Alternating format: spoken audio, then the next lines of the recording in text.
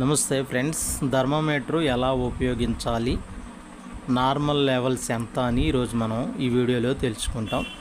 ఇది clinical thermometer, digital thermometer అన్నమాట. మనకి 98 నార్మల్. ఇది కరోనా టైంలో వాడిన డిజిటల్ థర్మామీటర్స్.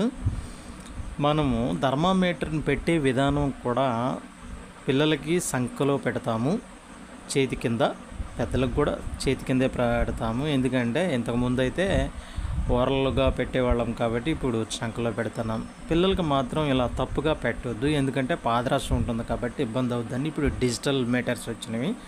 ఎక్కువగా మనం డిజిటల్ థర్మామీటర్సే వాడుతున్నాం. ఇలా తప్పుగా పెట్టడం వల్ల అది విషంతో సమానం, మెర్క్యూరీ.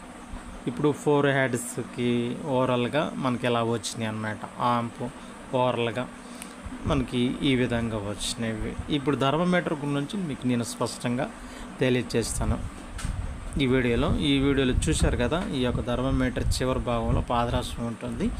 మనకి ఇక్కడ ఒక రెడ్ మార్క్ కనిపిస్తుంది. 37 సెంటీగ్రేడ్స్లోను ఫారెన్హీట్స్లో చూస్తాం మనం. మనం ఎక్కువగా ఫారెన్హీట్స్లో జర్మనీని కొలుస్తాము. ఇక్కడ మనకి రెడ్ మార్క్ కనిపిస్తుంది కదా, అది చూడండి మనకు కనిపిస్తూ ఉంది. ఫారెన్హీట్స్లోనైతే 98.4 మనకి జ్వరం చెప్తూ ఉంటాము, నార్మల్ సాధారణ ఉష్ణోగ్రత.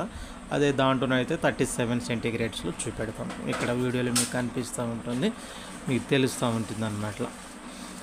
మనకి వచ్చేసి దీనిలో ఆ పాదరసం కలర్ కనిపిస్తుంది కదా, ఆ కలరు మనకి ఇక్కడ ఏదైతే పాదరసం ఉన్నదో అదే మనం ఇలా తిప్పి చూసినట్లయితే దానిలో ఒక గీత మనకు కనిపిస్తుంది.